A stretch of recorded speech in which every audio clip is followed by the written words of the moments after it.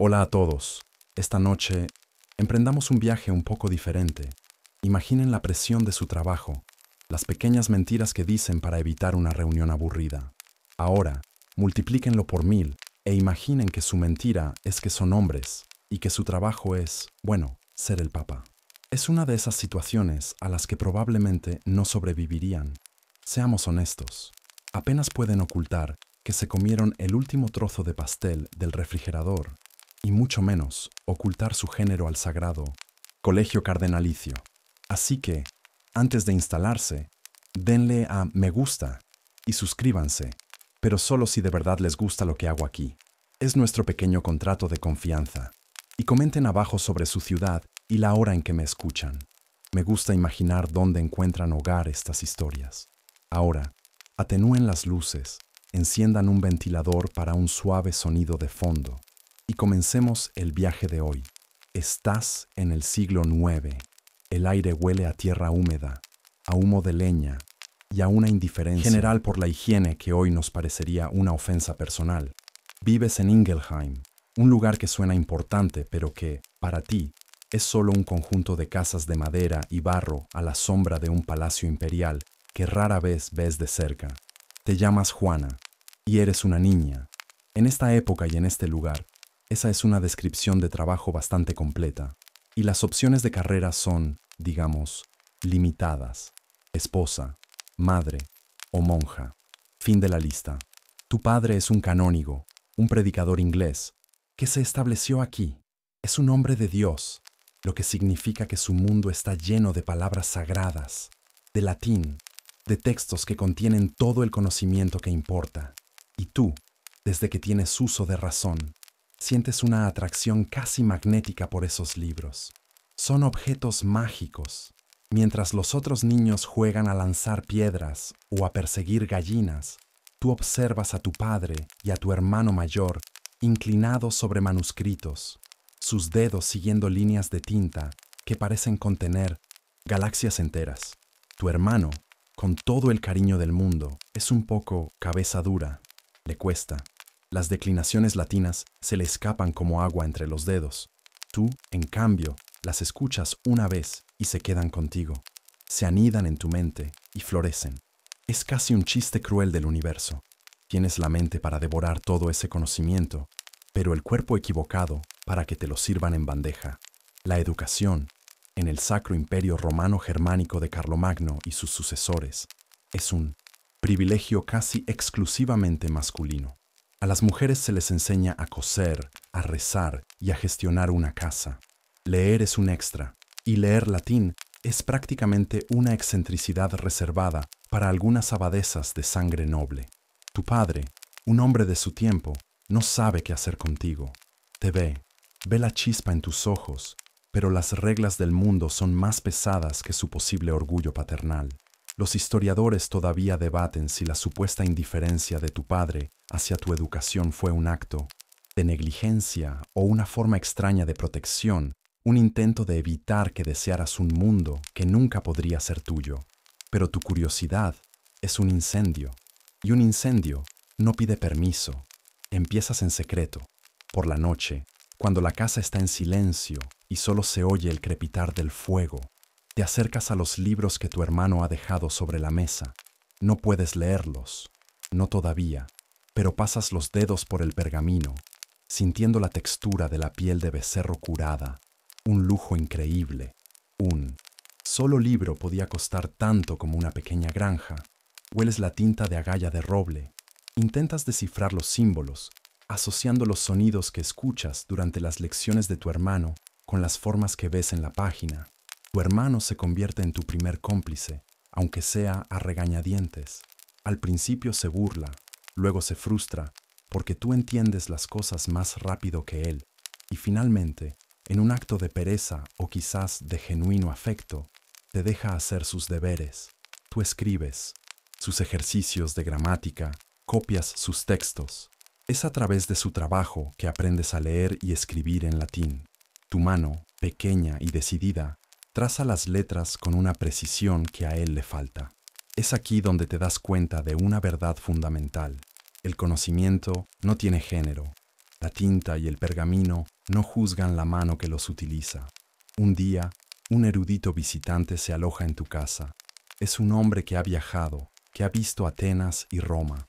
Durante la cena, habla de filosofía, de los debates en las grandes escuelas, de Platón y Aristóteles. Tu padre y él discuten teología, pero tú escuchas las historias de un mundo más allá de Ingelheim, un mundo donde las ideas son la moneda más valiosa. El erudito, notando la atención con la que lo escuchas, te hace una pregunta sencilla en latín, probablemente para poner a prueba a tu hermano. Antes de que tu hermano pueda balbucear una respuesta, tú contestas, con fluidez, con la gramática perfecta. La habitación se queda en silencio. Un silencio pesado, denso. El erudito te mira, primero con sorpresa, luego con una admiración no disimulada. Tu padre te mira con una mezcla de terror y orgullo. Tu hermano te mira con la boca abierta, como si acabases de hacer levitar la mesa. Es un momento definitorio. La máscara se ha caído, aunque solo sea por un instante.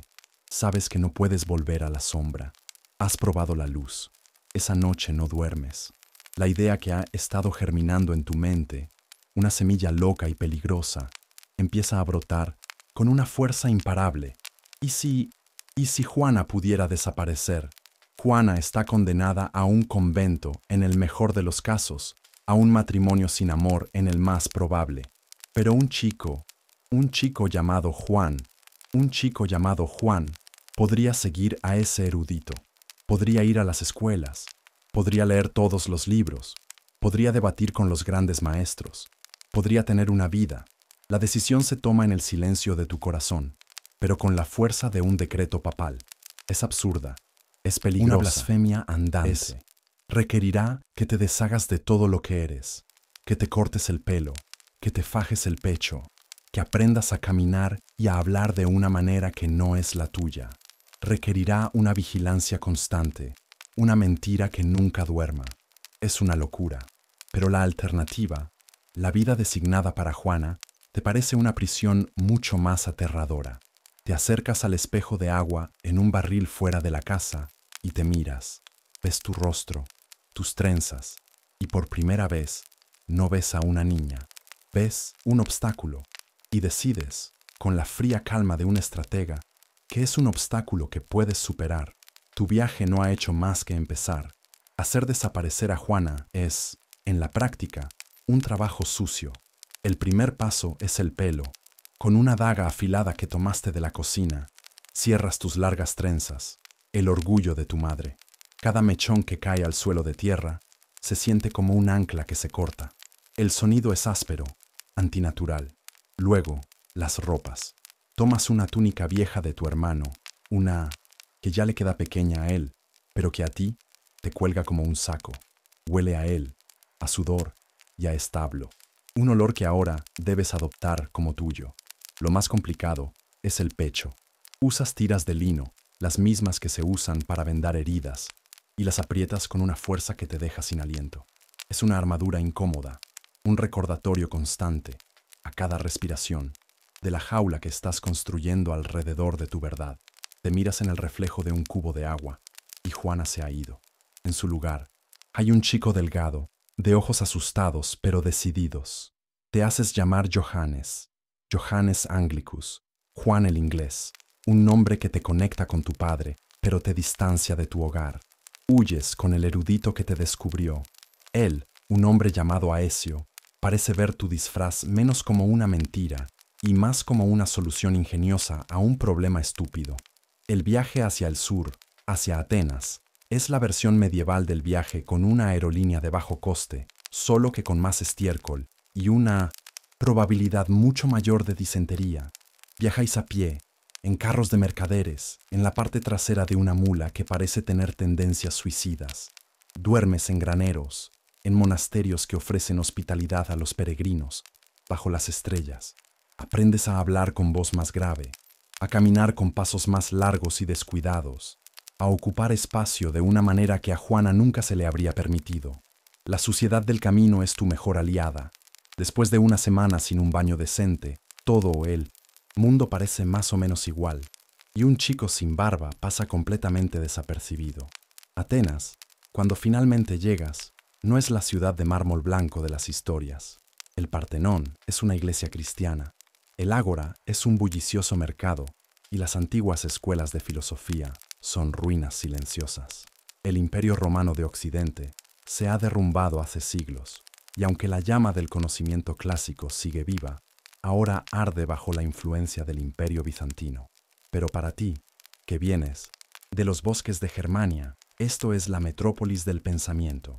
Aquí, el griego se habla en las calles y los textos de Platón no son solo leyendas, sino material de estudio. Te sumerges en este mundo como un sediento en un oasis. Te inscribes en una de las escuelas teológicas que funcionan a la sombra de la antigua academia. Aquí, tu identidad como Johannes Anglicus se solidifica. Eres un extranjero, un lienzo en blanco sobre el que puedes pintar la historia que quieras. Dices que vienes de una familia modesta de Inglaterra y que viajaste buscando la sabiduría de los antiguos. Nadie tiene por qué dudarlo. Los historiadores discuten si tu elección de Atenas fue una decisión calculada, buscando las raíces del conocimiento clásico, o simplemente el destino más lejano que se te ocurrió para escapar de tu pasado.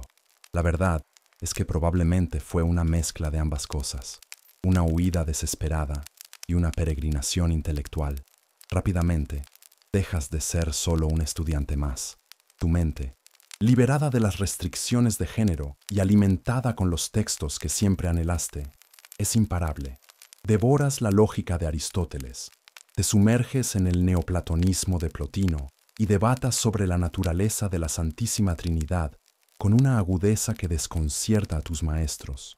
Una curiosidad de la época eran los intensos debates sobre el filioque, la cláusula que afirmaba que el Espíritu Santo procedía del Padre y del Hijo.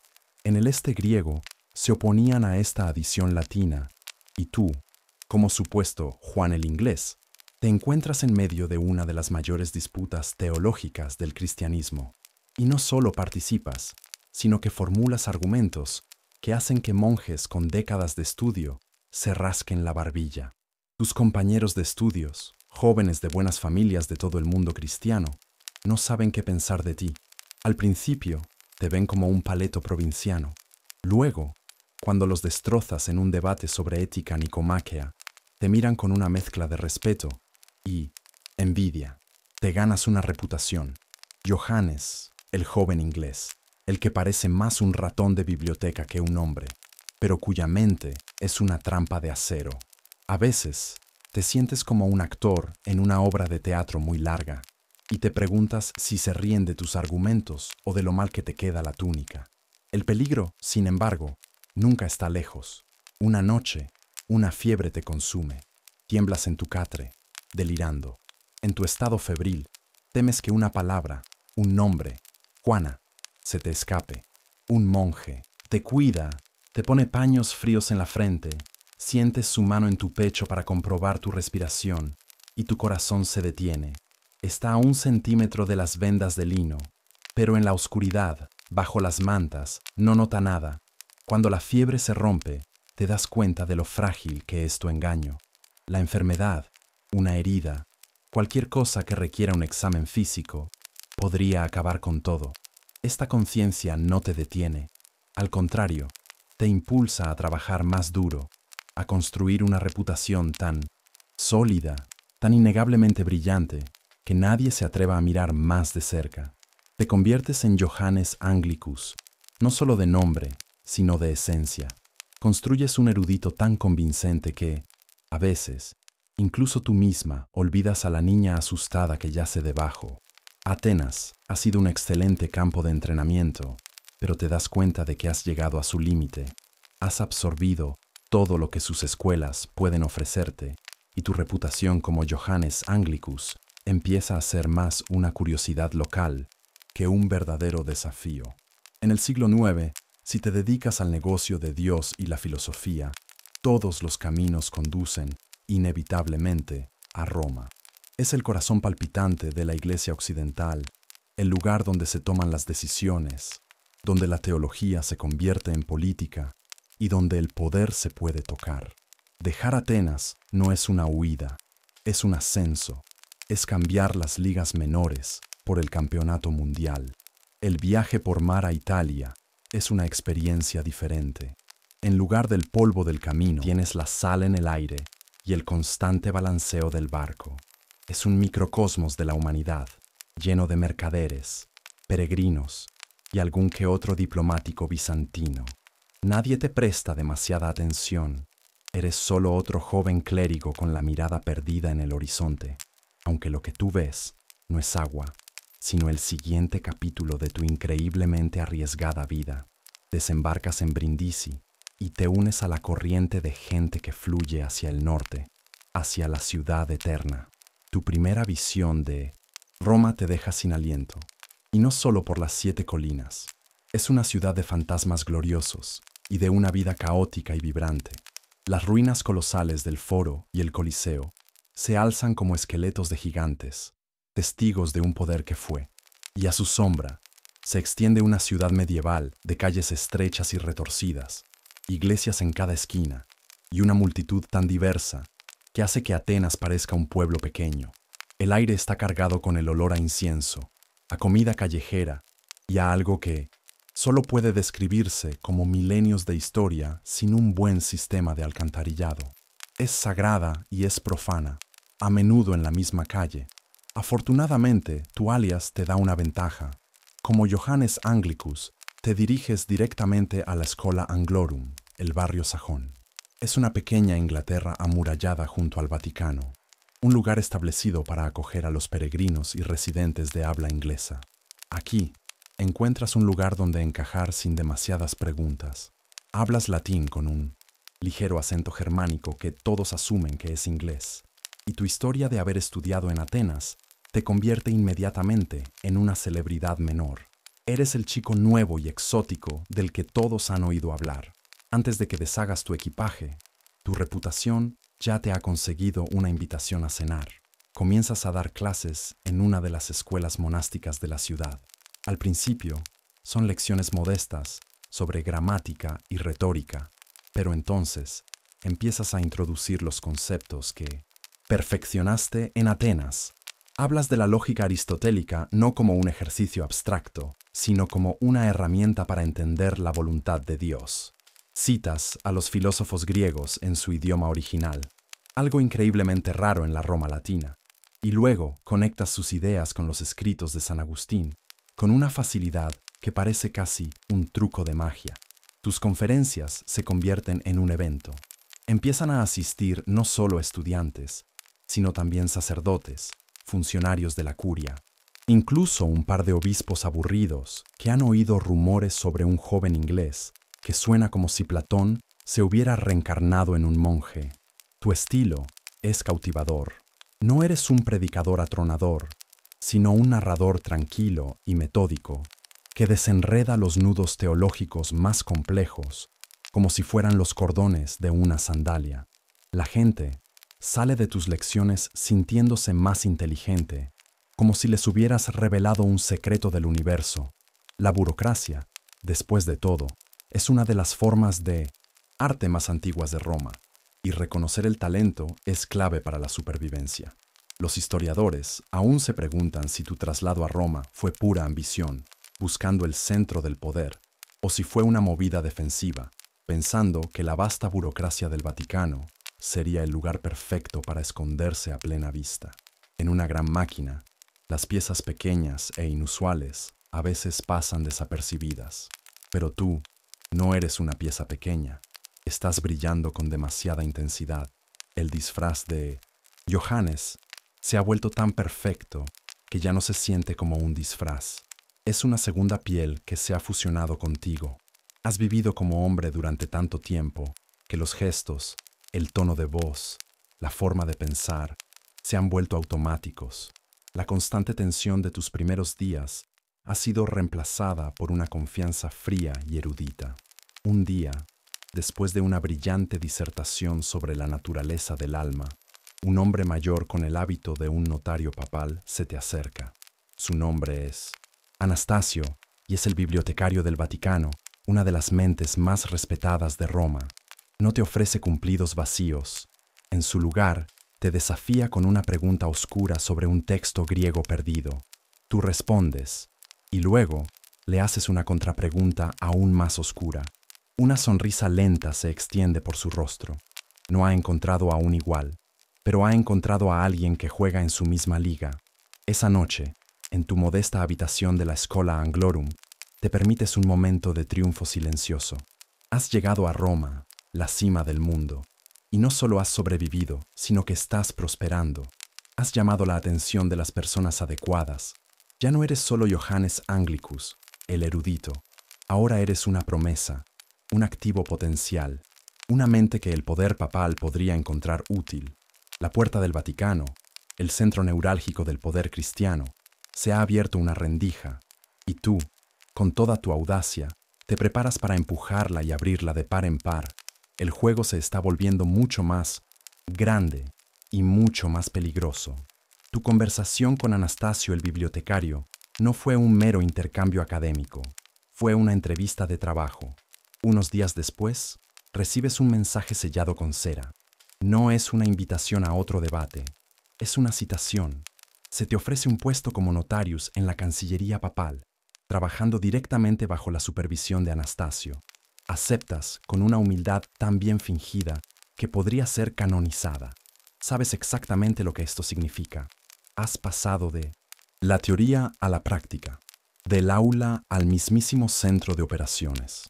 El Palacio de Letrán, la residencia papal de la época, se convierte en tu nuevo lugar de trabajo. Si pensabas que la política académica era complicada, descubres que comparada con la política del Vaticano, aquello era un juego de niños en el patio del recreo. Tu vida cambia drásticamente. Ahora caminas por pasillos por los que han pasado santos y emperadores. Estás rodeado de mosaicos deslumbrantes y de hombres cuyas túnicas susurran con la misma importancia que sus voces. Tu trabajo consiste en redactar y copiar los documentos que hacen funcionar al mundo cristiano, cartas a reyes francos, decretos para obispos en tierras lejanas, actas de sínodos que deciden lo que es y no es herejía. Es un trabajo meticuloso, y tu dominio del latín y tu mente ordenada te hacen excepcionalmente bueno en ello. Mientras otros notarios producen documentos funcionales, tú produces obras de arte burocráticas. Tus frases son claras, elegantes e irrefutables. Haces que un edicto sobre los diezmos suene como poesía. Anastasio te asigna un proyecto especial, algo que te parece una broma cósmica. Te encarga ayudar en la compilación y actualización del Liber Pontificalis, el libro de las biografías papales. Así que pasas tus días leyendo las vidas de los sucesores de San Pedro, desde sus grandes logros hasta sus pequeños vicios, registrando la historia oficial. La ironía es tan densa que casi podrías cortarla con un cuchillo. Estás documentando el linaje más exclusivo de hombres en el mundo, mientras eres la anomalía que podría romperlo todo. Aprendes cómo se construye la historia, cómo se pule, cómo se omiten los detalles inconvenientes. Es la mejor lección que podrías recibir. El Papa reinante es León IV. Es un hombre práctico, más un constructor y un general que un teólogo. Su principal preocupación es proteger Roma de las incursiones sarracenas, y está ocupado supervisando la construcción de la muralla leonina alrededor de la colina del Vaticano. León IV es un hombre mayor, cansado de las interminables disputas entre las ambiciosas familias nobles de Roma. En ti, Johannes Anglicus, ve algo refrescante, un extranjero sin lealtades locales, un cerebro sin una agenda política obvia. Te ganas su confianza no a través de la adulación, sino de la pura y simple competencia. Cuando tiene un problema legal o teológico complejo, y sus asesores habituales le dan respuestas enrevesadas y sesgadas, recurre a ti, y tú le das respuestas claras, lógicas y, sobre todo, útiles. Los historiadores discuten si tu rápido ascenso se debió únicamente a tu genio innegable o si fuiste el peón involuntario en una lucha de poder entre facciones rivales dentro del Vaticano, cada una tratando de usar tu talento para su propio beneficio. La verdad es que ambas cosas son ciertas. Eres brillante, pero tu falta de raíces te convierte en el candidato ideal para quienes quieren un aliado que no deba favores a nadie más.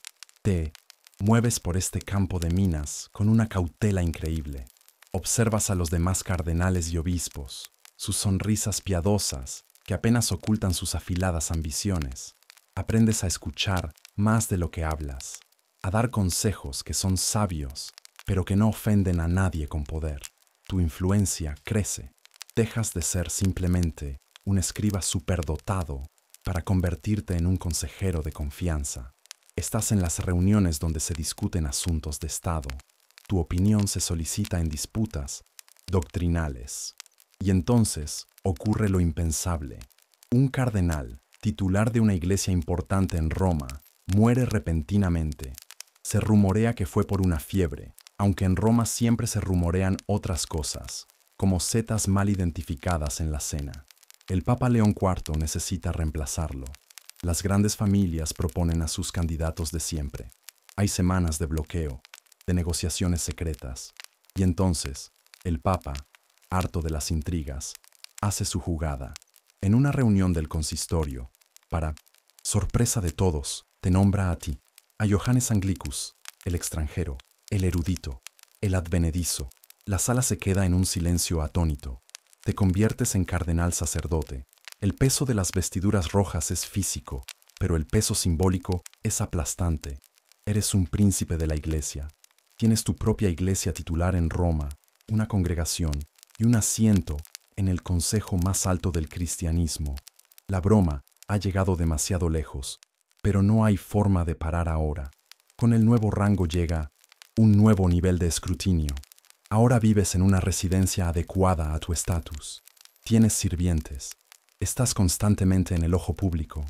La soledad que era tu santuario y tu protección se ha evaporado. Cada comida, cada conversación, cada paseo es una actuación. Mantener tu secreto ahora requiere una disciplina sobrehumana. Tu ascetismo, tu dedicación al estudio y a la oración ya no son solo una tapadera, son tu única defensa. Los demás lo ven como santidad. Tú sabes que es pura y simple supervivencia. Estás más cerca del sol que nunca, y el riesgo de que tus alas de cera se derritan es un terror constante que vive en el fondo de tu corazón. El Papa León IV muere en un caluroso día de julio del año 855. La noticia se extiende por Roma como una onda en un estanque, primero en susurros en los pasillos del Letrán, luego en gritos en las plazas de la ciudad. Para la mayoría es un momento de incertidumbre. Para ti, es el instante en que el suelo bajo tus pies se convierte en hielo, quebradizo. Como cardenal, ya no eres un observador de la historia. Eres un elector del hombre más poderoso de la cristiandad. Un hombre que, hasta hace poco, eras tú mismo en una escala menor. El problema es que el lecho de muerte de un papa no es el mejor lugar para dejar un plan de sucesión claro. Y León, ocupado con sus murallas, no ha dejado un heredero designado. El cónclave, si se le puede llamar así, comienza de inmediato, y se parece menos a una asamblea sagrada y más a una pelea de bar, con mejores vestimentas. El proceso de elección en el siglo IX no es el asunto ordenado y secreto que será en el futuro. No hay capilla sixtina, no hay humo blanco. Es un caos glorioso. El clero principal de Roma se reúne, sí, pero las familias nobles de la ciudad, con sus ejércitos privados, rodean la basílica, gritando el nombre de sus candidatos preferidos. Es una negociación a voces, donde la teología importa menos que la cantidad de espadas que respaldan tu nombre. Inmediatamente surgen dos facciones principales. Una apoya a un candidato de la nobleza romana, un hombre con más conexiones que piedad. La otra facción, para tu absoluta consternación, es liderada por tu antiguo mentor, Anastasio el bibliotecario. Anastasio, tal como ocurrió en la historia real, tiene sus propios planes y se declara a sí mismo como el candidato legítimo, un antipapa en ciernes, respaldado por el poder imperial franco. La situación se polariza instantáneamente. Las reuniones son un polvorín de acusaciones, de viejas rencillas y de promesas susurradas en las esquinas. Tú, mientras tanto, adoptas la estrategia que mejor conoces, el silencio. Te sientas en las largas y tensas asambleas, escuchando los discursos grandilocuentes y las amenazas veladas. No te unes a ninguna facción, no ofreces tu apoyo a cambio de futuras promesas, simplemente observas, con tu rostro de erudito impasible. Algunos lo interpretan como debilidad, otros como una profunda sabiduría. La verdad es que estás aterrorizado.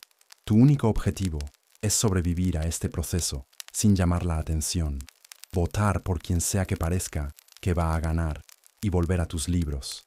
La idea de que tu secreto se descubra en medio de esta lucha de poder es una pesadilla de la que no te atreves ni a pensar. Los días se convierten en semanas. La elección está en un punto muerto. Anastasio tiene el apoyo imperial, pero el clero y el pueblo romanos lo desprecian por su arrogancia. El candidato de la nobleza tiene el apoyo local, pero los cardenales más serios lo ven como un títere incompetente.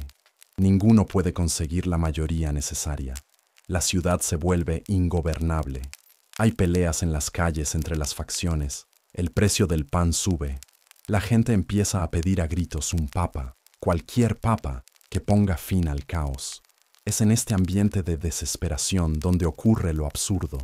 Durante una reunión particularmente viciosa, cuando parece que las sillas van a empezar a volar, un cardenal anciano y respetado se pone de pie. Es un hombre que hasta ahora había permanecido en silencio.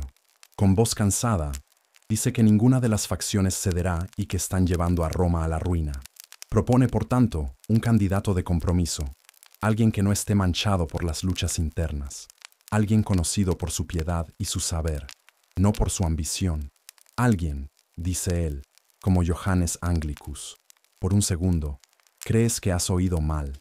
Miras a tu alrededor, esperando que alguien se ría, pero nadie se ríe. Hay un silencio profundo. En ese silencio, la idea empieza a crecer. Los enemigos de Anastasio ven una forma de bloquearlo sin ceder ante la nobleza. La facción de la nobleza ve una forma de detener a Anastasio, a quien temen más. Los cardenales neutrales, hartos de la lucha, ven una solución rápida y pacífica.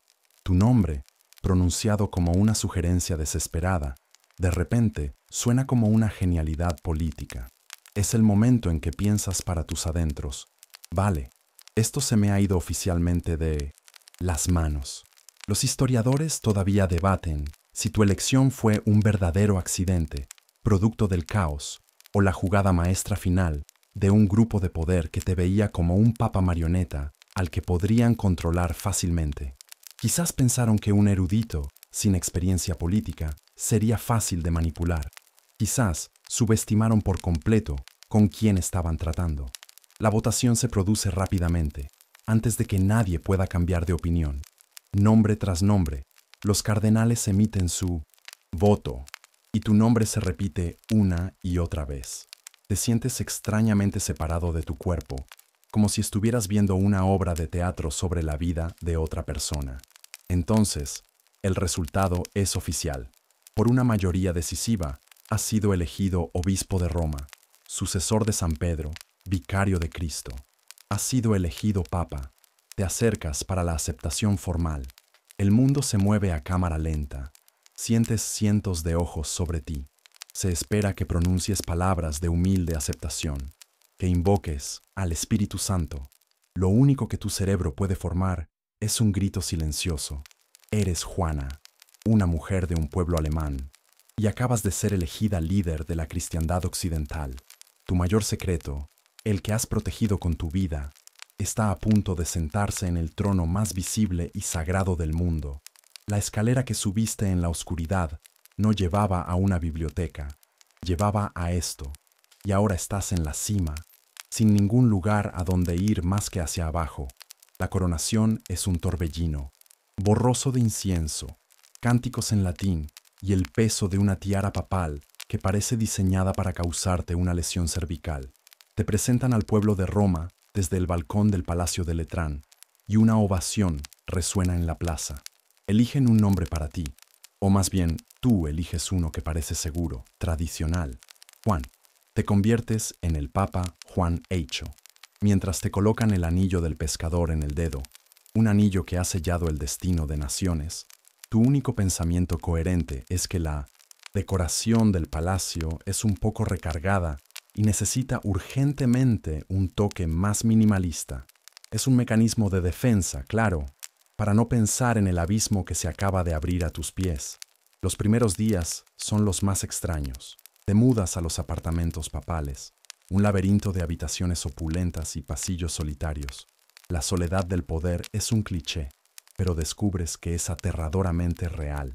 Estás rodeada de gente, sirvientes, secretarios, guardias, pero estás más sola que nunca. Cada persona que te sonríe, que se arrodilla ante ti, es una amenaza potencial. ¿Saben algo? ¿Sospechan?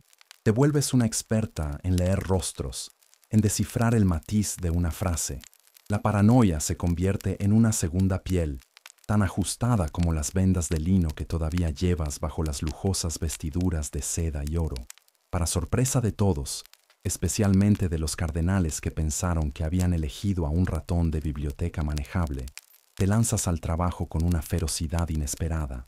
Los historiadores debaten si tu pontificado fue uno de mera supervivencia, centrado en no ser descubierta, o si realmente intentaste implementar una agenda de reformas basada en tu vasto conocimiento y tu sentido de la justicia. La realidad es que el trabajo es tu único refugio. Si tu mente está ocupada resolviendo una disputa sobre los derechos de agua de un monasterio, no tiene tiempo para entrar en pánico, y los problemas no tardan en llegar. El papado en el siglo IX no es solo rezar y emitir juicios teológicos. Eres la gobernante de los estados pontificios, una franja de tierra en el centro de Italia. Eres alcaldesa, jueza y administradora suprema. En tu primera semana, tienes que juzgar a un noble que ha robado tierras a un convento, arbitrar en una pelea comercial entre los gremios de tejedores y tintoreros, y decidir dónde construir un nuevo hospicio para los peregrinos enfermos. Todos esperan que te pierdas en los detalles o que delegues en tus astutos cardenales. En cambio, escuchas atentamente, haces preguntas incisivas que van al corazón del asunto y emites juicios que son tan lógicos como justos. Le devuelves la tierra al convento, pero obligas a las monjas a rezar por el alma del noble, un toque de diplomacia que lo apacigua. Creas una comisión con ambos gremios para que establezcan sus propias reglas. Es pura y simple buena gobernanza. Tu vida personal, si es que se puede llamar así, es un ejercicio de control extremo. Te levantas antes del amanecer, pasas horas en oración y estudio en tu biblioteca privada, un lugar al que pocos tienen acceso. Comes con sencillez y casi siempre a solas, alegando una necesidad de meditación ascética. Es la excusa perfecta. Rechazas los lujos que se te ofrecen. Esta austeridad te gana el respeto de los reformistas y del pueblo, que lo ven como una señal de santidad. Tú sabes que es una necesidad práctica. Menos gente a tu alrededor, menos posibilidades de cometer un error. De vez en cuando, te permites pensar en la infame sedia stercoraria, la silla perforada sobre la que, según leyendas posteriores, se obligaría a sentarse a los futuros papas para verificar su masculinidad. Das gracias a Dios de que esa humillación en particular sea, por ahora, solo el producto de una futura pesadilla. La gente común empieza a quererte. En un mundo donde el poder suele ser brutal y egoísta, tú pareces diferente. Corren historias sobre tu sabiduría. Un día, una mujer pobre te detiene en la calle, pidiendo justicia porque su casero la ha echado. En lugar de que tus guardias la aparten, te detienes y la escuchas. A la mañana siguiente, el casero recibe una citación papal. De repente, tus opiniones sobre el vino, el clima o la calidad de la cosecha se consideran casi infalibles, lo cual es mucha presión antes de haberte tomado el café de la mañana. Esta creciente popularidad se convierte en tu mejor armadura. Es difícil que los rumores de tus enemigos en la curia ganen tracción cuando el pueblo te adora. Te enfrentas a tu antiguo mentor, Anastasio, que sigue resentido por su derrota. En lugar de excomulgarlo, lo que provocaría una guerra con sus patrocinadores imperiales, lo nombras para un cargo prestigioso, pero hueco, supervisor de las traducciones de textos griegos. Es una jugada brillante. Lo halagas, utilizas su talento genuino y lo mantienes ocupado y bajo tu pulgar, lejos de la política real. Has aprendido bien las lecciones del poder. Cada noche, cuando las puertas de tus aposentos se cierran y finalmente estás sola, la fachada se derrumba. Te quitas la pesada tiara y las vestiduras y vuelves a ser, por unos momentos, Juana. Miras tus manos, las mismas que han firmado decretos como vicario de Cristo, y te preguntas cómo es posible que el mundo no vea la verdad. Vives en la cima del mundo, en una jaula de oro y secretos, desempeñando el papel más sagrado imaginable, y lo estás haciendo tan bien que nadie sospecha nada. Y ese, te das cuenta con un escalofrío, es el verdadero peligro. Después de un año en el trono papal, empiezas a sentir una peligrosa pizca de seguridad. Has sobrevivido al caos de la elección, has consolidado tu poder con una diplomacia astuta y te has ganado el afecto del pueblo romano. La maquinaria del Vaticano funciona bajo tu dirección con una eficiencia que no se veía en décadas. Pero tú no te conformaste con huir de una vida predestinada solo para ser una administradora competente. Tienes el conocimiento y ahora el poder para arreglarlo, que ves que está roto. Decides que es hora de que el Papa Juan Ito deje su marca. Tu objetivo principal es la corrupción que gangrena a la Iglesia desde dentro.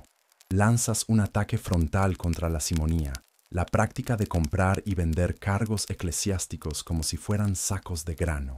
Emites un edicto papal, redactado con tu característica claridad y fuerza, que declara cualquier nombramiento obtenido con dinero como nulo y sacrílego. Esto, por supuesto, enfurece a las familias nobles que, durante generaciones, han considerado los obispados y las abadías como una extensión de sus propiedades familiares. Intentar explicarles la teología detrás de tu decisión es como intentar enseñarle economía avanzada a una cabra. Ellos solo ven que les estás quitando una fuente de ingresos. Luego, con una ironía que solo tú puedes apreciar plenamente, te enfocas en la moralidad del clero. Condenas la práctica, muy extendida, de que los sacerdotes tengan esposas no oficiales o concubinas, recordando a la Iglesia su ideal de celibato. También impulsas la creación de escuelas para mejorar la educación de los párrocos rurales, muchos de los cuales apenas sabían leer el latín que recitaban en la misa. Son reformas buenas, justas y necesarias, y te crean enemigos poderosos en cada esquina. Estos enemigos son demasiado inteligentes para atacar tus reformas directamente. Son populares entre el pueblo y los clérigos más devotos. Así que, en lugar de atacar tus políticas, empiezan a atacarte a ti, pero de una manera insidiosa y escurridiza. Los rumores comienzan como susurros en los banquetes de la nobleza y en las sacristías después de la misa. No son acusaciones, son observaciones maliciosas. ¿No os parece que su santidad tiene una piel demasiado suave para un hombre de su edad? Es extraño, nunca le he visto una sombra de barba. Su voz es tan aguda como la de un coro de niños. Al principio, intentas ignorarlo. ¿Qué puedes hacer? No puedes emitir ordenando a tu barbilla que produzca vello facial. Desearías tener unas cuantas arrugas más, un aire más adusto, pero estás atrapada en el rostro que tienes.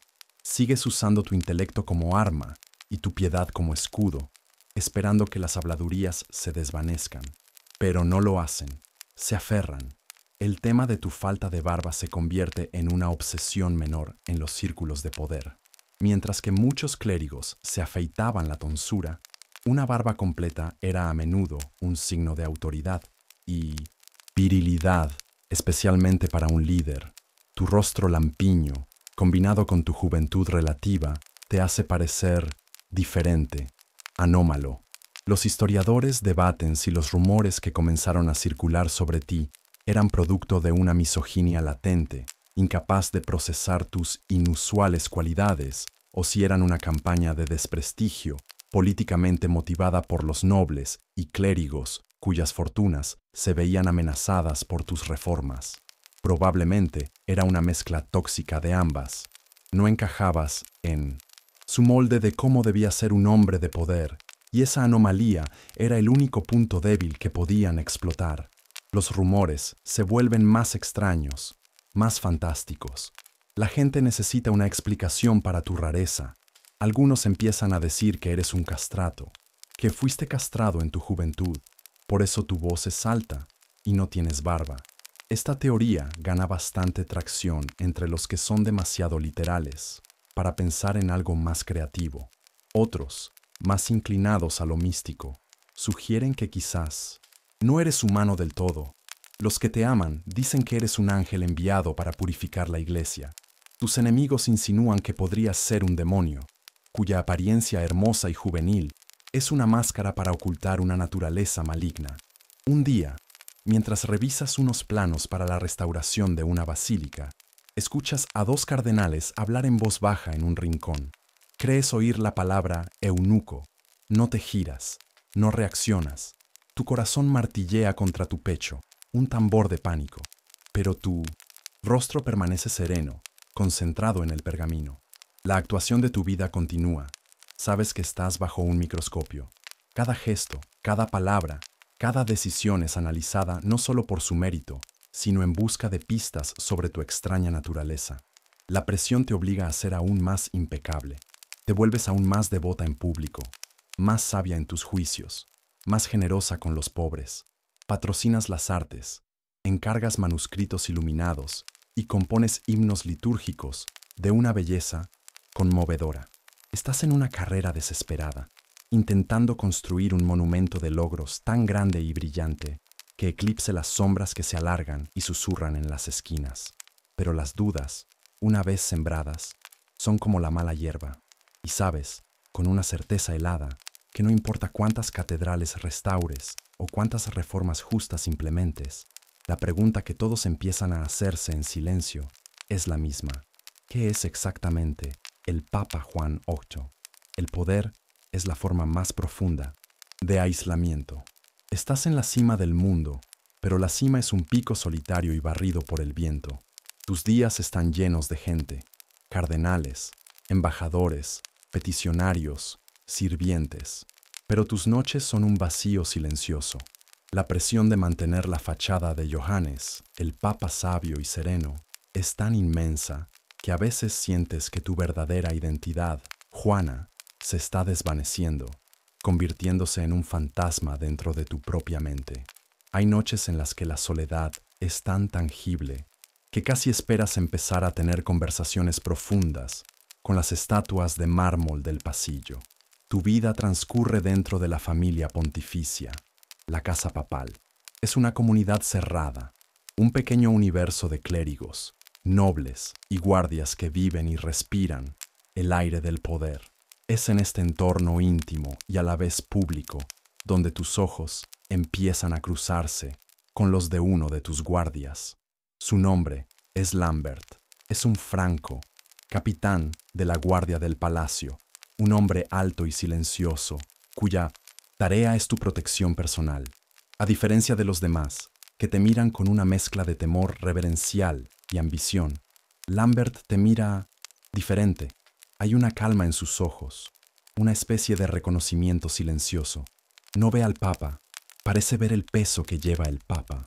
La relación no comienza con palabras, sino en los espacios que hay entre ellas. Un asentimiento casi imperceptible cuando entras en una habitación tensa. Una mirada de comprensión compartida cuando un cardenal especialmente pomposo termina un discurso interminable. Él es una presencia constante y tranquilizadora en la periferia de tu vida. No te adula, no pide nada, simplemente está ahí. Y en tu mundo de máscaras y mentiras, su autenticidad es tan refrescante como un sorbo de agua fría en el desierto. Te das cuenta de que has añadido una nueva complicación a tu vida, que ya era un pastel de varias capas de ansiedad y secretos. Una noche, después de una reunión particularmente agotadora en la que tuviste que mediar, en una disputa territorial que amenazaba con convertirse en una pequeña guerra, te retiras a tus aposentos privados, sintiéndote completamente agotada. Lambert está de guardia fuera de tu puerta, inmóvil como una estatua. Cuando pasas a su lado, te detienes. Normalmente no lo harías. Es un riesgo, pero el agotamiento y la soledad te empujan a hacer algo imprudente. Es un trabajo pesado. Mantener el mundo unido, dices en voz baja, casi para ti misma. Él no responde con una frase hecha sobre la guía divina. Simplemente te mira y dice, el peso parece mayor sobre sus hombros, santidad. Es la primera vez que alguien reconoce tu carga en lugar de tu título. Ese es el momento en que se rompe una presa dentro de ti.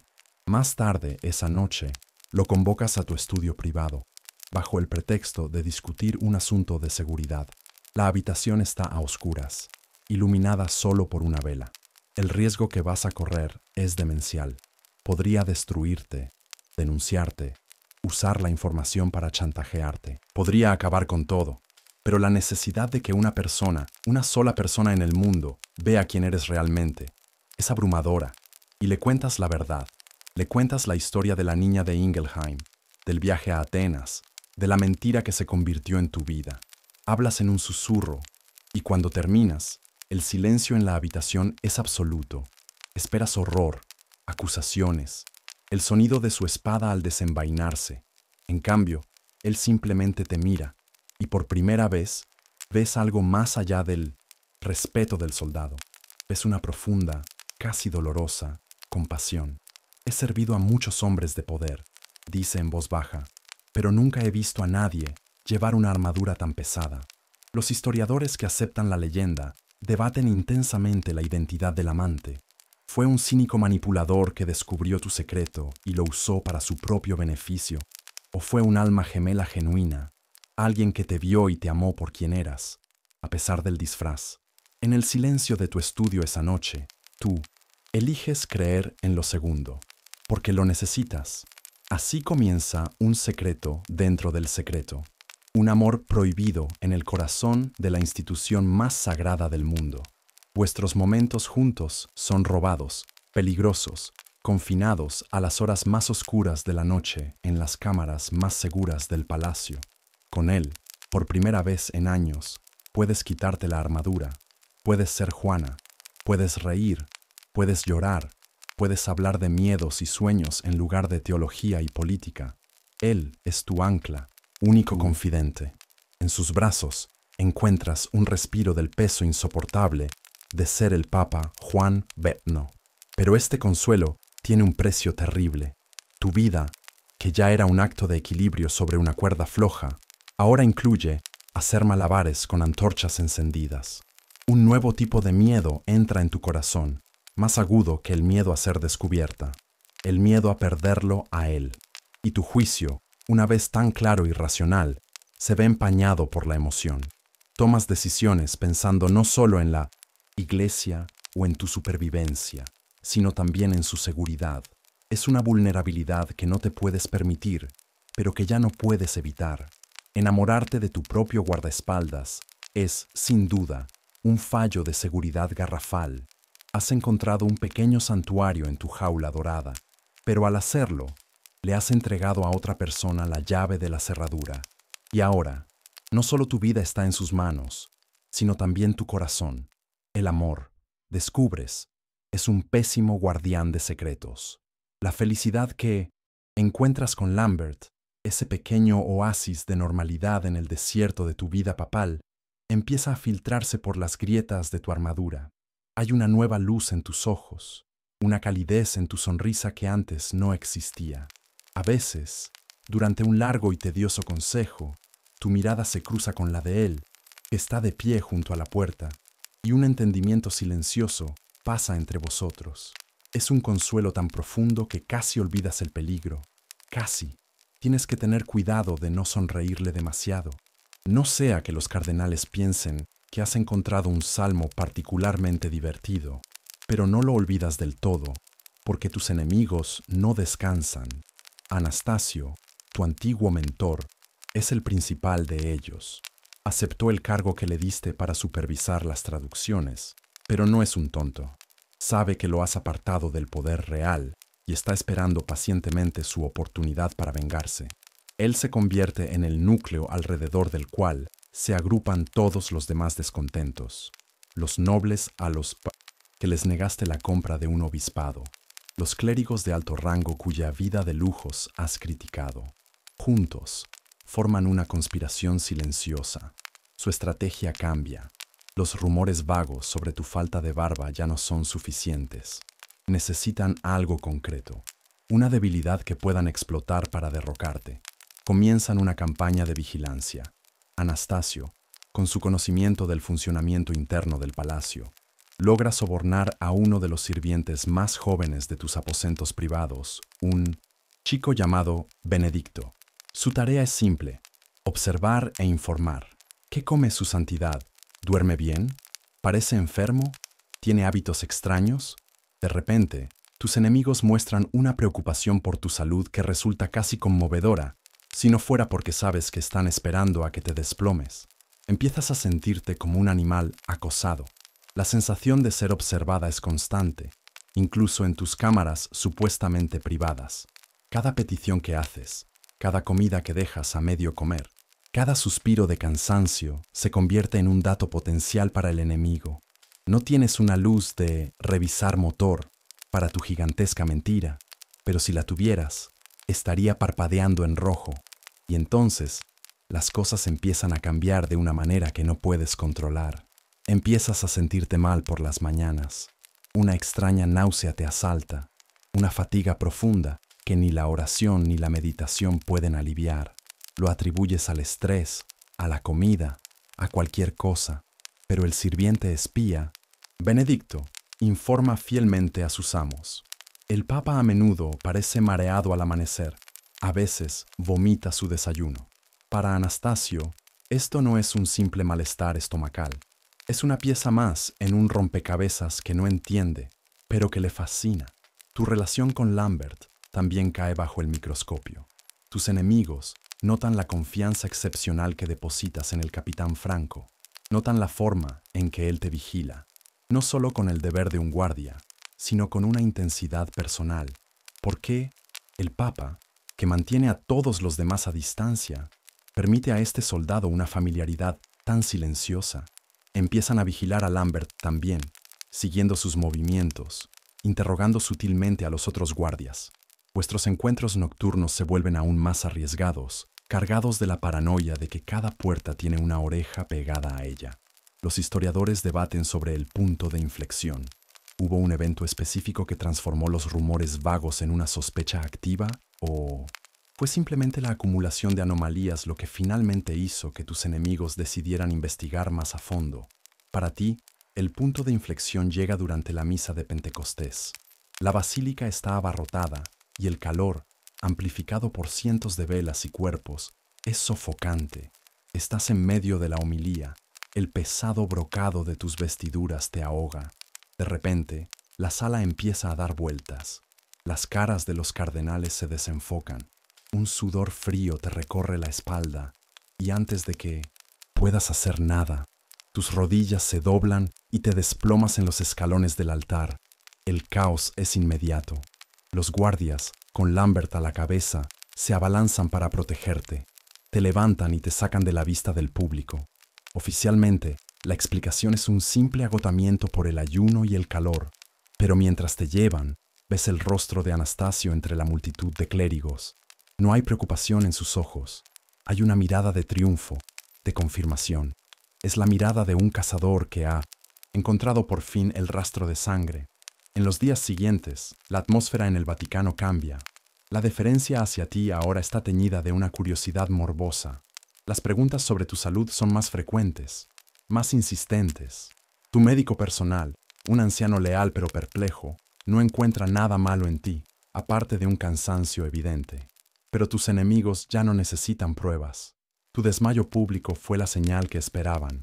No saben cuál es tu secreto, pero ahora están convencidos de que tienes uno grande y físico. La caza ha comenzado en serio. El velo que te ha protegido durante tanto tiempo no solo se ha rasgado, está a punto de ser arrancado por completo. El desmayo en la basílica es una campana que no deja de sonar en tu cabeza. En los días que siguen, la enfermedad matutina y la fatiga ya no son visitantes ocasionales, son residentes permanentes. Intentas convencerte de que es el estrés, una dolencia persistente del estómago, el peso del mundo cristiano sobre tus hombros. Pero en el fondo de tu mente, una verdad mucho más aterradora está empezando a tomar forma. Has sido tan meticulosa en tu engaño, has construido a Johannes Anglicus con tal perfección, que te has permitido el lujo de ignorar a Juana. Ahora, Juana te está enviando un mensaje que no puedes ignorar. Un mensaje biológico, primitivo e innegable. La certeza llega a una tarde tranquila en la biblioteca papal, rodeada de los textos más sagrados de la cristiandad. Te das cuenta de que no es solo la náusea, es la ausencia de algo más, algo que durante años había sido una molestia mensual y que, en tu vida como hombre, se había convertido en una bendición discreta. Su ausencia prolongada, combinada con la ternura de tu pecho y el agotamiento que te llega hasta los huesos, solo puede significar una cosa. Has logrado engañar a reyes, cardenales y a todo el pueblo de Roma, pero no puedes engañar a tu propio cuerpo. La verdad te golpea con la fuerza de una excomunión. Estás embarazada. El Papa está embarazado. La frase es tan absurda, tan herética, que tu mente se niega a procesarla. Te sientas en el pesado sillón de roble, el mismo desde el que has emitido decretos y juicios, y sientes que el universo entero se está riendo de ti con una carcajada cruel y atronadora. Descubres, con una ironía amarga, que ser el vicario de Cristo en la tierra no te concede una exención de las náuseas matutinas. Esa noche, cuando Lambert acude a tu encuentro, la desesperación ha reemplazado a la conmoción. Él nota el pánico en tus ojos incluso antes de que hables. Cuando le dices la verdad, su rostro pierde todo color. El hombre que se ha enfrentado a ejércitos y conspiraciones sin pestañear, ahora parece un niño asustado. Es su hijo. Vuestro secreto compartido, vuestra pequeña isla de consuelo, ha generado una consecuencia cataclísmica. Ya no es tu secreto, es vuestro desastre. Ambos os sentís atrapados en una pesadilla. ¿Cuáles son las opciones? La palabra aborto no se pronuncia, pero flota en el aire. En el siglo IX, eso significa buscar a una herbolaria en los barrios bajos de Roma. Una mujer que te daría una poción de hierbas inciertas que tendría tantas probabilidades de matarte a ti como al feto. ¿Y cómo podría el Papa buscar a una curandera en secreto? Es imposible. ¿Abdicar? ¿Renunciar al papado alegando una enfermedad grave? Sería la excusa perfecta para que tus enemigos, liderados por Anastasio, exigieran un examen médico completo. Serías descubierta de inmediato. Desesperada, te sumerges en los textos médicos de la biblioteca papal. Con el pretexto de un interés académico en la obra de Galeno e Hipócrates, buscas cualquier información sobre dolencias femeninas. Es un juego peligroso. Cada libro que solicitas es un riesgo. El bibliotecario te mira con curiosidad cuando pides tratados sobre anatomía y obstetricia. Dices que es para comprender mejor las metáforas del cuerpo en los textos sagrados. Es una excusa débil, pero es la única que tienes. Los textos ofrecen poco consuelo. Son una mezcla de observación aguda y superstición desconcertante. Te das cuenta de que la ciencia no te salvará. Ninguna solución se presenta. Cada camino parece conducir al mismo precipicio. La revelación, la humillación, la ejecución. Porque sabes cuál sería el castigo. No sería un simple derrocamiento. Serías declarada una abominación, una agente del diablo que se infiltró y profanó el santuario más sagrado. Te lapidarían en las calles. Y a Lambert, con toda seguridad, le esperaba un destino igualmente horrible. El debate más crudo entre los cronistas medievales, aquellos que se atrevieron a escribir tu historia, no era si exististe, sino sobre la moralidad de tu situación. ¿Fue tu embarazo el castigo de Dios por tu engaño? ¿O fue simplemente la consecuencia biológica inevitable de un acto de amor y desesperación en un mundo que no te dejaba otra opción? Tú, en la oscuridad de tus aposentos, no tienes tiempo para debates morales. Solo tienes tiempo para el miedo. Al final, después de noches de discusiones susurradas y febriles con Lambert, llegáis a la única conclusión posible, por demencial que parezca. No hay escapatoria. No hay solución inteligente. La única opción es continuar, ocultarlo, rezar por un milagro. Decides usar las mismas herramientas que te llevaron al papado, la audacia, el engaño y una voluntad de hierro. Tu mayor problema teológico ya no es la naturaleza de la Trinidad, sino cómo vas a ocultar una barriga de embarazada bajo las vestiduras papales. Te has enfrentado a los hombres más poderosos del mundo y has ganado. Ahora, tu oponente es la propia naturaleza y el tiempo corre inexorablemente en tu contra. Los siguientes meses son un borrón de angustia y una clase magistral de engaño. Tu vida se convierte en un acto de equilibrio sobre el filo de una navaja. El primer trimestre es una prueba de resistencia, una batalla constante contra las náuseas y una fatiga que se siente como si te hubieran llenado los huesos de plomo. Te vuelves una experta en la excusa de la indisposición estomacal. Te retiras de banquetes, alegando una digestión delicada, y pasas las mañanas en tus aposentos, supuestamente en profunda meditación. Los cardenales lo atribuyen a tu naturaleza ascética y piadosa. Cuando te ven pálida, murmuran sobre tus rigurosos ayunos. Cuando tienes que salir corriendo de una reunión, susurran que estás conmovida por el Espíritu Santo. La ironía es tan amarga que te quema la garganta. A medida que tu cuerpo comienza a cambiar de forma innegable, tu única salvación es la moda papal del siglo IX. Las vestiduras que una vez sentiste como una carga, ahora son tu armadura y tu camuflaje. La larga y blanca alba, la dalmática ancha y, sobre todo, la casulla. La casulla es una prenda pesada, casi sin forma, que cae desde los hombros como una tienda de campaña de brocado. Deberías canonizar al inventor de la casulla. Te conviertes en una experta en el arte del drapeado, estratégico, un talento que nunca pensaste que necesitarías como líder del mundo occidental. Aprendes a moverte de una manera que hace que las pesadas telas se plieguen justo en los lugares adecuados, creando sombras que ocultan la creciente curva de tu vientre. El coste psicológico es inmenso. La paranoia se convierte en tu compañera de cama. Cada noche tienes pesadillas. Sueñas que das a luz en medio de la plaza de San Pedro, que tu secreto se derrama junto con la sangre y el agua. Te despiertas con el corazón desbocado, empapada en un sudor frío, y la única mano que puede calmarte es la de Lambert, que se arriesga a visitarte en las horas más oscuras.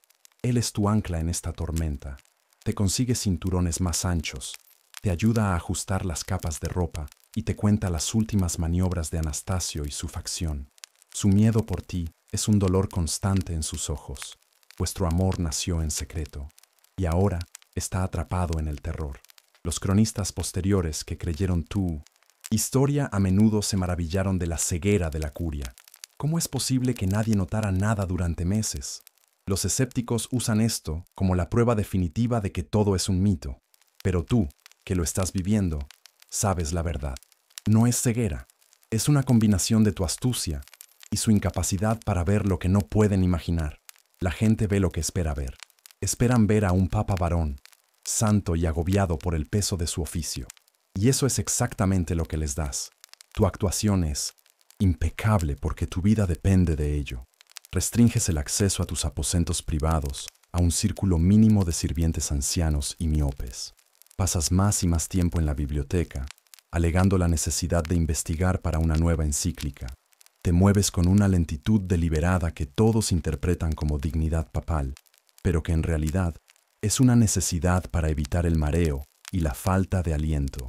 Tu rostro adquiere una palidez casi translúcida que los artistas de la corte capturan en retratos, llamándola el resplandor de la santidad. Un día ocurre un pequeño desastre. Mientras caminas por un pasillo abarrotado, un joven monje que lleva una pila de libros tropieza y choca contigo. Su brazo golpea tu abdomen. No es un golpe fuerte, pero es sólido, inconfundible. El monje, horrorizado, balbucea 1000 disculpas y huye. Nadie parece haberlo notado, excepto Anastasio. Está al otro lado del pasillo y ves que sus ojos no están en el monje que huye, sino en ti. Ves la forma en que su mirada se detiene en tu torso, la forma en que una nueva pregunta, una nueva y terrible sospecha se forma en su mente. No sabe qué ha visto, pero ha visto algo. El embarazo avanza. Sientes la primera patada del bebé mientras presides un sínodo sobre la herejía arriana. Es un pequeño aleteo, un recordatorio secreto y vibrante de la vida que llevas dentro. Te quedas sin aliento por un segundo y toda tu fuerza de voluntad se concentra en no llevarte la mano al vientre, en mantener tu rostro impasible mientras los obispos discuten sobre la naturaleza de Cristo. En ese momento te das cuenta de que no solo estás ocultando un embarazo, estás ocultando a una persona, a tu hijo. El tiempo se está acabando. Has logrado lo imposible. Has alargado la farsa durante meses, pero la biología no negocia. El final se acerca. Ya no se trata de si serás descubierta, sino de cuándo y cómo. Cada día que pasa es una victoria y una vuelta más del tornillo que te aprieta el alma. La jaula dorada del papado se ha convertido en una trampa mortal, y el tic-tac del reloj que solo tú y Lambert podéis oír es ahora un estruendo ensordecedor. Es el día de la procesión de Pascua. El aire de Roma está cargado de incienso y del zumbido de una ciudad preparada para la celebración más sagrada del año. Pero en tus aposentos, el aire está cargado de pavor. Has llegado al final de tu cuerda. Tu cuerpo se siente pesado, ajeno, un recipiente a punto de desbordarse. Anoche, Lambert te suplicó, con lágrimas en los ojos, que no fueras, que fingieras una enfermedad, una plaga, cualquier cosa, pero sabes que no puedes. Tu ausencia en este día, el más importante del calendario litúrgico, sería la prueba final que tus enemigos necesitan. Anastasio y su camarilla estarían en tus aposentos con un equipo de médicos antes del mediodía. No, la obra debe continuar hasta el final. Tienes que salir, tienes que montar el caballo blanco y sonreír a tu rebaño. Te visten. Las capas de tela son una tortura. El peso de las vestiduras de oro te aplasta los pulmones. Mientras te colocan la tiara papal, te miras en un espejo de plata pulida. Ves a un fantasma con los ojos desorbitados por el miedo. El Papa Juanoichno, el faro de la cristiandad, es la actuación final. Sales al balcón y la multitud ruge su adoración. El sonido te llega como si viniera de debajo del agua. La procesión se pone en marcha. Un río de seda, oro y acero que fluye desde el Vaticano hacia la Basílica de Letrán. Es un espectáculo de poder y piedad. Estandartes ondeando al viento, coros cantando himnos gregorianos, el clero de Roma en todo su esplendor. Y tú, en el centro de todo, montada en un manso caballo blanco, la personificación de la autoridad divina en la tierra, sonríes, bendices a la multitud. Cada movimiento es un esfuerzo calculado, y entonces lo sientes, un calambre bajo, una contracción profunda que te agarra las entrañas y las retuerce. Te quedas sin aliento y te aferras a la silla de montar. Rezas, no al Dios de los papas y los santos, sino a la niña de Ingelheim, a la estudiante de Atenas, a la estratega que ha sobrevivido a lo imposible. Pides un poco más de tiempo, solo unas horas más. El dolor cede, te permites una exhalación temblorosa. Tal vez fue solo un calambre, pero 10 minutos después, vuelve, más fuerte, más agudo, un cuchillo al rojo vivo que te atraviesa la espalda. Muerdes el interior de tu mejilla para no gritar, y el sabor metálico de la sangre te llena la boca. Buscas con la mirada a Lambert, que marcha con su destacamento de guardias. Vuestros ojos se encuentran por encima de las cabezas de la multitud. Él ve. Su rostro, normalmente impasible, se contrae en una máscara de puro terror. No puede hacer nada.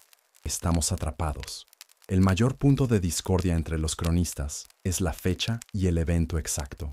Fue durante la procesión de Pascua, como dicen algunos, o la del Corpus Christi, como afirman otros. Para ti, esta distinción académica es una burla. Lo único que importa es el dolor que te desgarra y la calle estrecha en la que te encuentras. La leyenda la llamará la Vicus Papisa, la callejuela de la papisa. Es un cuello de botella entre las ruinas ciclópeas del Coliseo y la antigua iglesia de San Clemente. La multitud aquí es más densa, te presiona por todos lados, ansiosa por ver de cerca a su Santo Padre. No hay escapatoria. Pensabas que tus mayores desafíos serían los cismas teológicos o las invasiones sarracenas, no que se te rompiera la fuente a la sombra del Coliseo. Una nueva oleada de dolor, tan colosal tan abrumadora que eclipsa todo lo demás, te golpea. Un grito se te escapa de la garganta. No es un sonido humano articulado, es el grito primario de un animal en la agonía del parto. La procesión se detiene bruscamente. Los cantos se apagan. Un silencio confuso y expectante cae sobre la calle. ¿Qué ha pasado? ¿El Papa ha sido atacado? ¿Ha tenido una visión divina? Las caras de la multitud se giran hacia ti, una masa de ojos curiosos. Pasan de la adoración a la confusión en un instante. Te doblas sobre el caballo, tu cuerpo tiembla incontrolablemente, y entonces sientes una humedad cálida que te empapa las piernas bajo las pesadas túnicas. El tiempo se detiene. En un último y espasmódico movimiento, te caes del caballo y aterrizas en el suelo polvoriento de la calle romana. El impacto y la caída lo deshacen todo. Las vestiduras, tu última defensa, se descolocan, se abren. Por un momento, solo hay un silencio atónito. La multitud, los cardenales, los guardias, todos miran, tratando de procesar la escena imposible que tienen ante ellos. El Papa, su santidad, Juan Ofaito, yace en el suelo, retorciéndose de dolor, y bajo sus túnicas papales, entre la sangre y el tejido desgarrado, yace la prueba innegable, viva y llorando, de tu secreto. El silencio se rompe, no con un grito, sino con un jadeo colectivo. 1 millar de personas aspirando aire a la vez. El sonido de un mundo que se rompe. Ves el rostro de Anastasio, el asombro, la incredulidad y luego una expresión de triunfo tan puro y tan cruel que te hiela la sangre. Has pasado tu vida construyendo un legado de sabiduría y reforma, y ahora sabes, con una certeza amarga, que serás recordada solo por este momento. El momento en que el Papa dio a luz en mitad de la calle. El caos está a punto de desatarse. El jadeo colectivo de la multitud es el sonido que precede a un terremoto. Por un instante, el tiempo se congela. El mundo entero parece contener la respiración. Tú yaces sobre los adoquines fríos y sucios de la calle. El dolor del parto, mezclándose con la humillación absoluta de la revelación. A tu lado, una nueva vida. Tu hijo lanza su primer llanto al caos de Roma. Ese pequeño y agudo sonido es lo que rompe el hechizo. La incredulidad en los rostros de la multitud se transforma. Ves cómo se ondula a través de la masa de gente, una ola de comprensión que se convierte instantáneamente en horror, y el horror se cuaja en una furia justa y sagrada. No es solo un escándalo. Para ellos es la profanación definitiva. Han adorado a una mujer, han besado el anillo de una impostora, han confesado sus pecados a una abominación. Se sienten engañados, no por un político, sino por su conexión con Dios. Es la traición más profunda imaginable. El murmullo de la multitud empieza a crecer, convirtiéndose en un gruñido bajo y gutural, el sonido de una bestia que despierta. Sientes la piedra áspera contra tu mejilla. Ves una cara en la primera fila, una mujer a Nordsems, la que una vez le diste limosna, cuyo hijo bendijiste. Sus ojos, que una vez te miraron con devoción, ahora están desorbitados por el odio. Sus labios se tuercen mientras grita una palabra. ¡Bruja! Esa palabra es la chispa. Un hombre a su lado se agacha, coge una piedra del suelo y la lanza. La piedra vuela por el aire en un arco lento y vicioso, y golpea a uno de los guardias de Lambert, que se tambalea, y entonces el infierno se desata. La multitud se abalanza, la procesión sagrada se desintegra en un motín caótico. Los estandartes papales son pisoteados, los cálices de oro caen y ruedan por el suelo. El orden del mundo se ha puesto patas arriba, y la violencia es la respuesta natural. Formado un círculo, ruge Lambert. Él y la docena de guardias francos que le son leales os rodean a ti y al bebé, formando un pequeño y desesperado muro de escudos y espadas desenvainadas. No atacan, solo se interponen, intentando contener la marea humana que amenaza con ahogaros. Ves el terror en los rostros de sus hombres, pero se mantienen firmes, leales a su capitán hasta el final. El clero reacciona de maneras diversas. Algunos de los cardenales más ancianos, con el rostro pálido de pánico, Son escoltados por sus sirvientes, huyendo de la violencia. Otros se quedan paralizados, incapaces de procesar la escena. Y luego está Anastasio. Él no huye, no está paralizado, está en su elemento. Lo ves subido a los escalones de una fuente cercana, con los brazos extendidos, su rostro transfigurado por un éxtasis de poder. No está tratando de calmar a la multitud, la está incitando. Blasfemia, grita, su voz resonando por encima del tumulto. El anticristo se ha sentado en el trono de Pedro, purgada la Santa Madre Iglesia de esta inmundicia. Él no solo está presenciando tu caída, la está esculpiendo, asegurándose de que tu memoria sea condenada para siempre, iniciando tu damnatio memoriae antes incluso de que tu cuerpo esté frío. Las crónicas difieren enormemente sobre tu destino inmediato. Algunas, las más sensacionalistas, afirman que la multitud te mató en el acto, a ti y a tu hijo, atándote a las patas de un caballo y arrastrándote por las calles de Roma. Otras, más mesuradas, sugieren que fuiste rápidamente apartada por el clero, muriendo poco después por complicaciones del parto, o siendo encerrada en un convento por el resto de tu vida. Tu destino final es quizás el mayor misterio de toda la leyenda. Desde tu perspectiva en el suelo, la verdad es un torbellino confuso de ruido y dolor. Ves a Lambert luchando, su espada un destello de plata en el caos. Oyes los gritos de la multitud, una sinfonía de odio. Sientes los temblores del suelo mientras miles de pies corren y pisotean. Tu visión empieza a oscurecerse en los bordes. El dolor de tu cuerpo y el colapso de tu mundo son demasiado para soportar.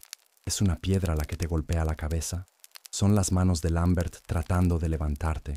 ¿O son los clérigos de Anastasio arrastrándote? Lejos para enterrar el escándalo en un calabozo, tu conciencia se desvanece en un estallido de imágenes fragmentadas. El rostro enfurecido de la multitud, el destello desesperado del acero de los guardias, el rostro triunfante de Anastasio y el llanto aterrorizado de tu hijo recién nacido. El Papa, Juan VIII, ha muerto en esta calle. El destino de Juana, la mujer que se atrevió a ser papa, se pierde en el rugido de la turba y en el veredicto sangriento de la historia. El caos en la callejuela de la papisa finalmente se apaga, pero la onda expansiva del escándalo apenas comienza, mientras tu destino personal se disuelve en el misterio, asesinada por la turba, muerta en el parto, secuestrada por el clero. La maquinaria de la iglesia se pone en marcha con una eficiencia aterradora. El objetivo no es la justicia ni la verdad, es el control de daños. Y la Iglesia Católica del siglo IX, te das cuenta, es la experta original en borrar el historial del navegador. Anastasio, tu rival, y los otros cardenales actúan con rapidez. La primera tarea es arreglar la línea de tiempo. El pontificado del Papa Juan VIII, tu pontificado, debe ser borrado. Se convierte en un fantasma, un hipo en la historia. Los registros oficiales son reescritos. La historia, a partir de ahora, dirá que después de la muerte de León IV, hubo una elección disputada, pero que el Papa legítimo, Benedicto III, fue finalmente entronizado. Tu nombre es eliminado del Liber Pontificalis, el mismo libro que una vez ayudaste a editar. Cada decreto que firmaste, cada carta que enviaste, es sistemáticamente destruido o atribuido a otro papa.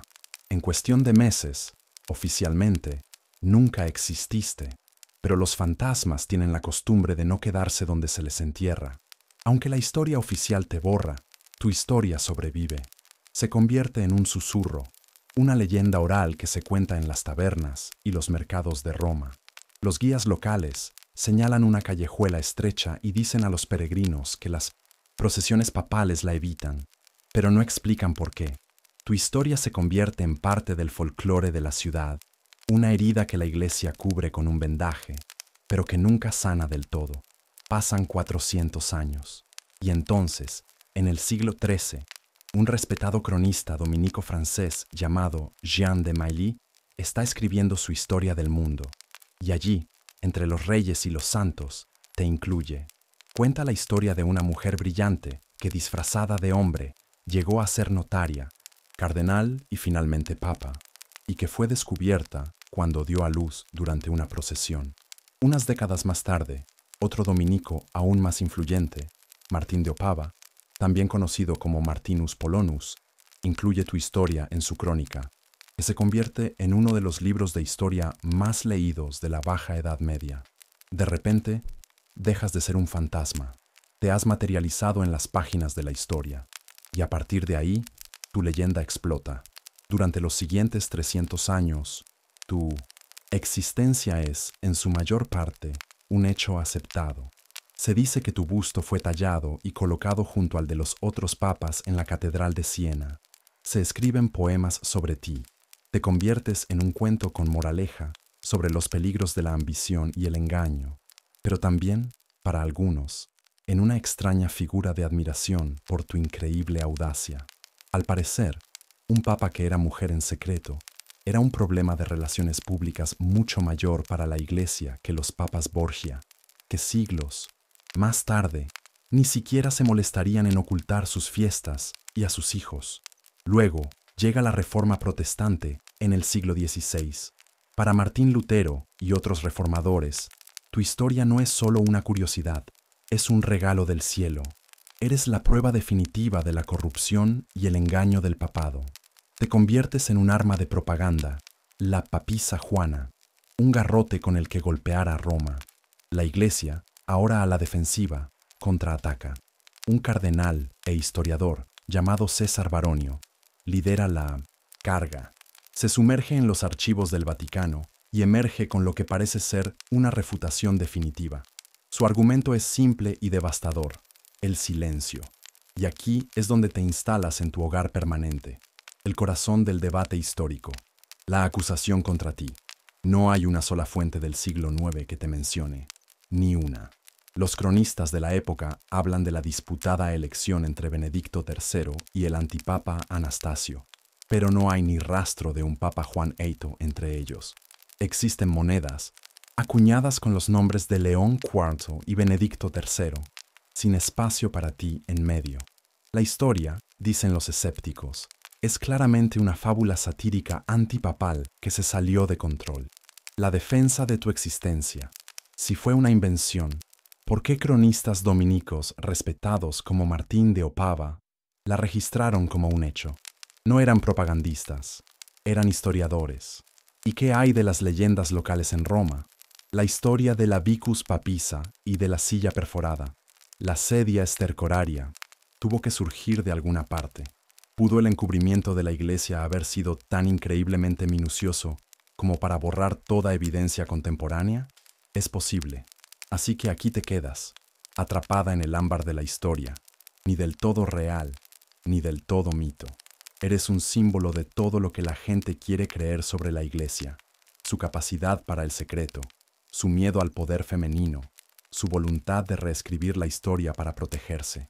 Has alcanzado la inmortalidad más extraña de todas, convirtiéndote en el fantasma más famoso y persistente de la Iglesia Católica.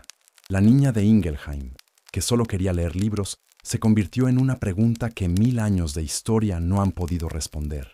Y ahora, el estruendo de la multitud se ha desvanecido. Los debates de los historiadores se han convertido en un murmullo distante en las bibliotecas. El tiempo se ha estirado hasta convertirse en un océano tranquilo, y tú flotas en él, un espíritu, un recuerdo, una leyenda. Desde este lugar más allá de los hechos y las fechas, lo has visto todo. Has visto cómo te convertían en un monstruo y en una santa, en un arma y en un símbolo. Y quizás, desde esta calma eterna, sonríes ante la ironía de todo ello, porque nunca quisiste ser papa, nunca quisiste ser un icono, solo querías leer. Todo comenzó con el anhelo de una niña en un pueblo alemán, por el conocimiento que se le negaba. Cada paso que diste, cada mentira que dijiste, cada riesgo que corriste, no fue por la tiara papal, sino por el libro que estaba en la estantería de al lado. El poder, la política, el trono de San Pedro, todo eso fue un accidente, una consecuencia imprevista de tu sed de saber. Te disfrazaste de hombre para poder entrar en una biblioteca y de alguna manera Terminaste al frente de todo el mundo occidental. Tu legado es un camaleón. Para los reformadores protestantes, eras la prueba de la depravación de Roma. Para los novelistas románticos, una heroína trágica de un amor prohibido. Para las feministas del siglo XX, una pionera que derribó la barrera de género definitiva. Para la propia Iglesia, eres un recordatorio incómodo, un esqueleto en un armario muy, muy grande. Has sido todas estas cosas, y al mismo tiempo no eres ninguna de ellas. Eres la niña que amaba los libros. Mientras los eruditos discutían sobre los registros y las cronologías, tú te colabas silenciosamente en otro tipo de historia, una historia de símbolos. En el mazo de tarot hay una carta, la número 2, llamada la papisa o la suma sacerdotisa.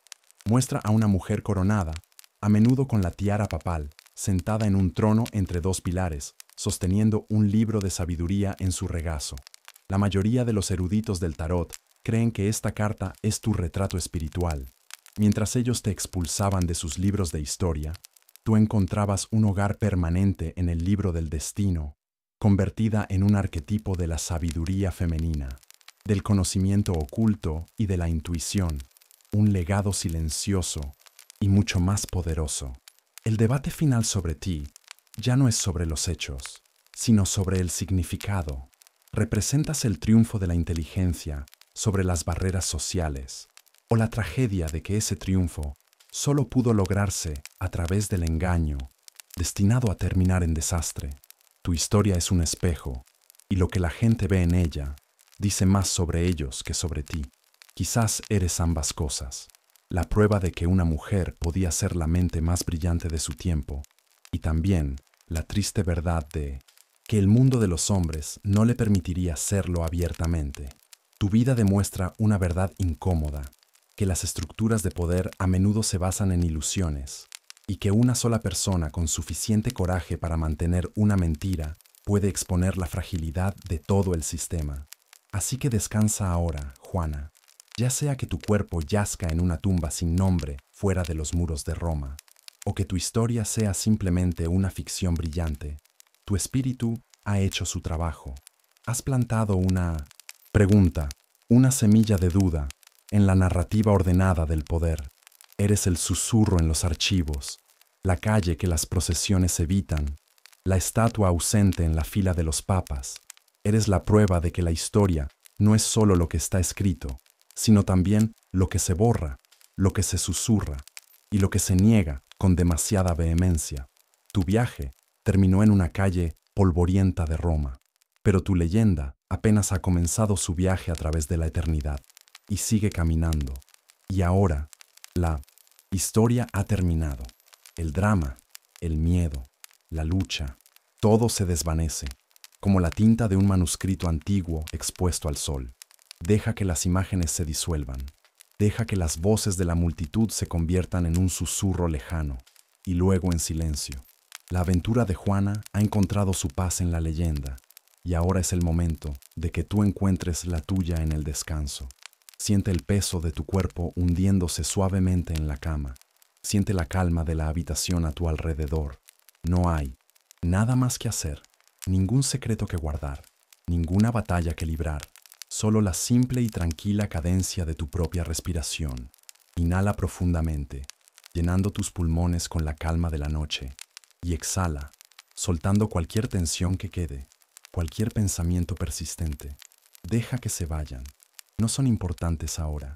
Imagina que cada respiración es una ola suave en una orilla tranquila. La ola entra y la ola sale. Con cada ola que sale, la tensión en tus hombros se libera. Un poco más. La tensión en tu mandíbula se afloja. Tus párpados se sienten pesados, tranquilos, listos para cerrarse. El eco de la historia es solo eso, un eco. Y ahora el silencio es más profundo. Un silencio suave y envolvente, como una manta cálida. No hay nada que analizar, nada que resolver. El único viaje que importa ahora es el que te lleva al mundo de los sueños. Un lugar seguro, pacífico y reparador. Permítete flotar hacia él. Permite que el silencio te acune. Permite que la oscuridad sea reconfortante. Descansa. Duerme profundamente. El resto puede esperar hasta mañana. Duerme, duerme, ahora.